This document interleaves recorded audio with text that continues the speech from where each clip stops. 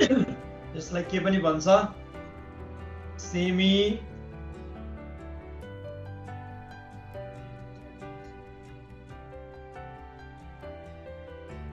interquartile range. Quartile deviation or semi interquartile range. अहिले हामीले कस्तो डिस्ट्रिब्युसनमा गर्न खोज्दैछौँ यो चाहिँ इन्डिभिजुअल सिरिज छ इन्डिभिजुअल सिरिजमा गर्न खोज्दैछौँ है अब यहाँ चाहिँ गिवन डेटा चाहिँ के छ 12 20 15 22 16 14 21 र 17 छ यो चाहिँ गिवन डेटा भयो अब क्वार्टाइल डेभिएसनको फर्मुला के छ हामीले के फर्मुला लगाउने भन्ने कुरा पहिला सुरुमा थाहा भएन भने यसपछि के गर्ने त भन्ने कुरामा हामी अल्म लिन्छौँ है त्यो भएर म यहाँनिर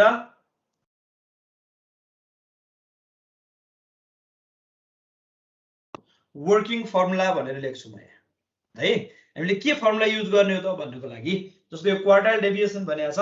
क्वार्टाइल डेभिएसनको फर्मुला यहाँ लेखौँ त quartile deviation QD equal to Q3 minus Q1 upon 2 है यही हो सोधेको यसले एन्ड इट्स कोफिसिएन्ट भनेको छ क्वार्टाइल डेभिएसनको कोफिसिएन्ट अर्को coefficient of quartile deviation equal to Q3 minus Q1 upon Q3 plus Q1 भन्ने छ ल हाम्रो वर्किङ फर्मुला यो भनेपछि हामीलाई चाहिने के रहेछ भन्दा Q1 र Q3 भयो भने पुग्यो है त्यो दुईवटा भ्यालु क्याल्कुलेसन गर्यौं भने हामीले यो फर्मुलामा लगाउन राख्न सक्छौं ल अब Q1 र Q3 को लागि चाहिँ हामीले फर्स्टमा के गर्नुपर्छ arranging the data in ascending order ascending order मा यो डेटालाई के गरौँ अरेन्ज गरौँ अब एसेन्डिङ अर्डरमा अरेन्ज गर्ने हो भने सबैभन्दा सानो आइटमबाट ठुलो आइटमसम्म मिलाउनु पर्यो क्रमशः हो भनेको स्मलेस्ट आइटम भनेको यहाँ कति छ 12 त्यसपछि 14 त्यसपछि 15 16 17 17 पछि आउँछ 20 अनि 21 1 2 3 4 5 6 7 एउटा छुट्यो हो 21 पनि छ है किन 22 पनि छ ल यो चाहिँ अरेन्ज गरिसकेको पछिको भयो अब यसमा n इक्वल टु कति छ हेर त number of observation number of item चाहिँ कति छ 3 6 8 छ ल n इक्वल टु 8 छ अब हामी जाउँ फर्स्ट क्वार्टाइलमा अब यस पछाडी डाइरेक्टली अरेन्ज गरिसकेपछि इन्डिभिजुअल सिरिजमा अब हामी फर्स्ट क्वार्टाइलको लागि फर Q1 है Q1 को लागि Q1 equal to n plus 1 by 4 TS item भन्ने छ यो फर्मुला त लेखेकै छ है यो भन्दा अगाडिकै क्लासमा हामी लेखिसकेका छौं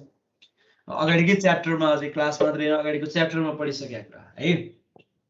n चाहिँ कति छ 8 plus 1 by 4 TS आइटम यो भनेको 8 plus 1 9 9 by 4 भनेको कति हुन्छ हिसाब गर त 2.25 हो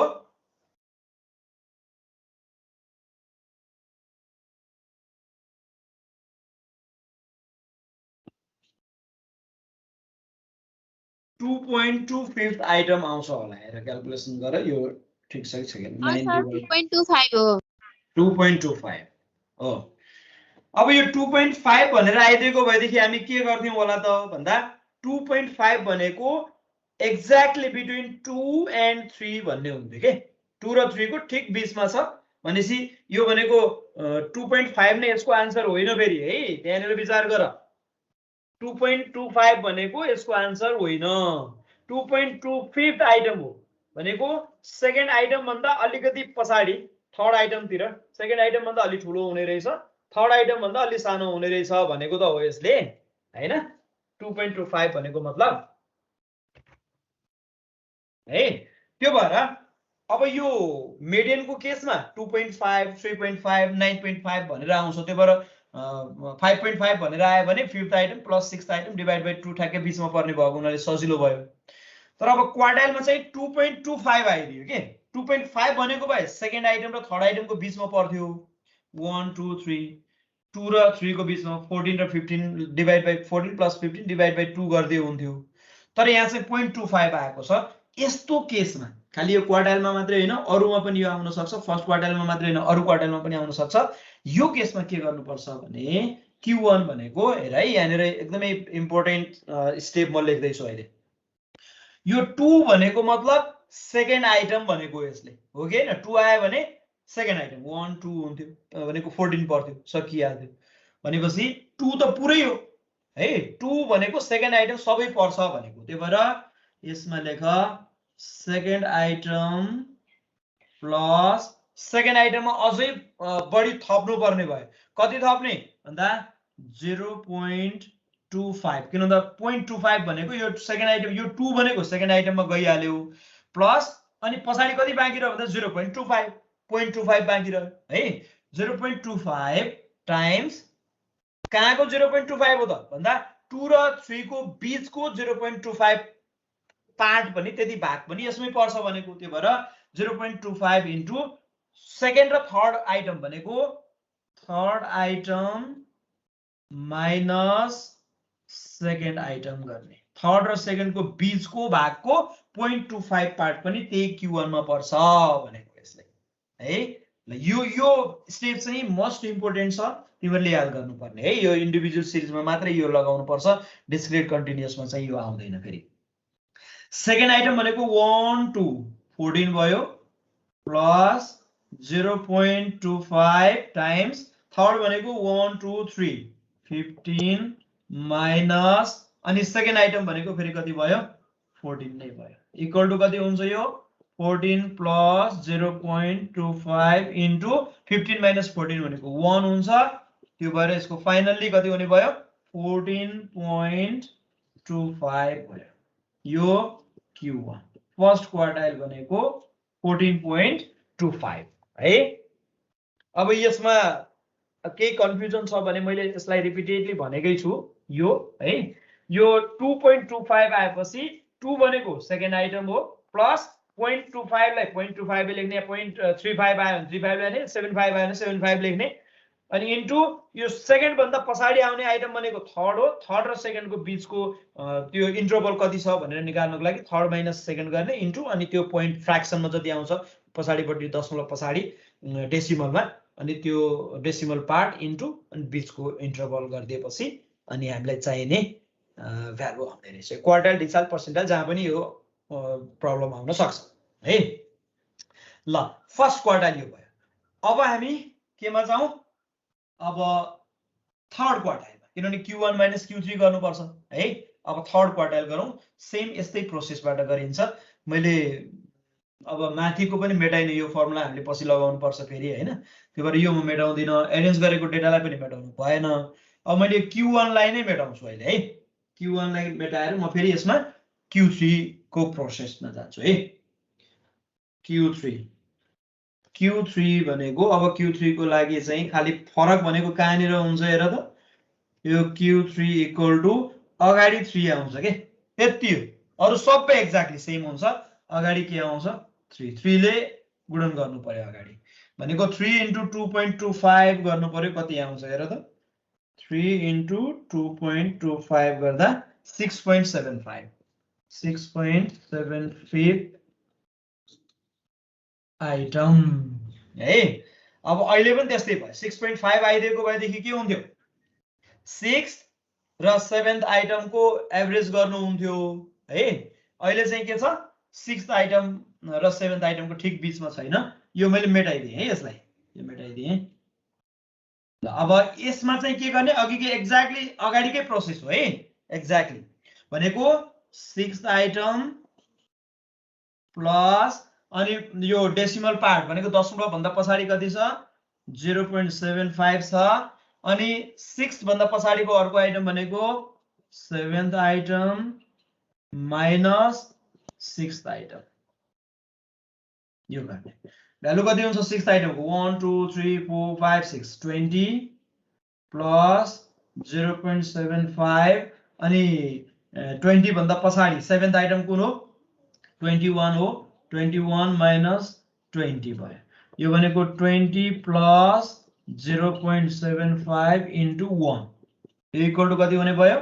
20.75 Q3 इक्वल टु 20.75 भयो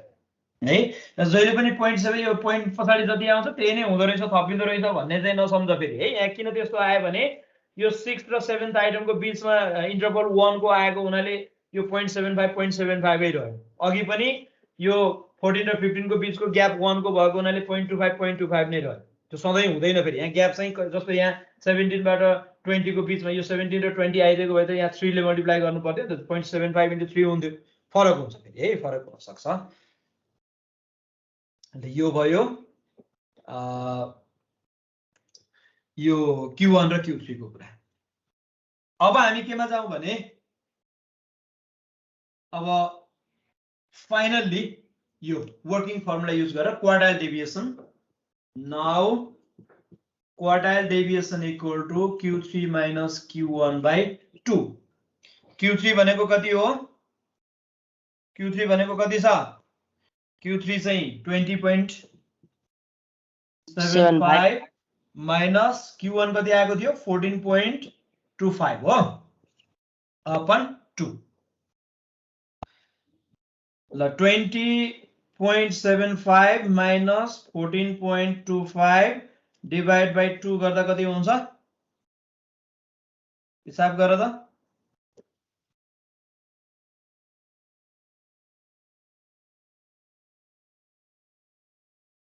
3.25 हो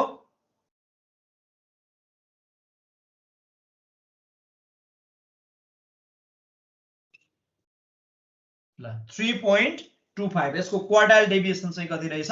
3.25 रहेछ भने अब coefficient of quartile deviation coefficient of quartile deviation चाहिँ Q3 minus Q1 by Q3 plus Q1 हुन्छ यो Q3 माइनस Q3 चाहिँ कति छ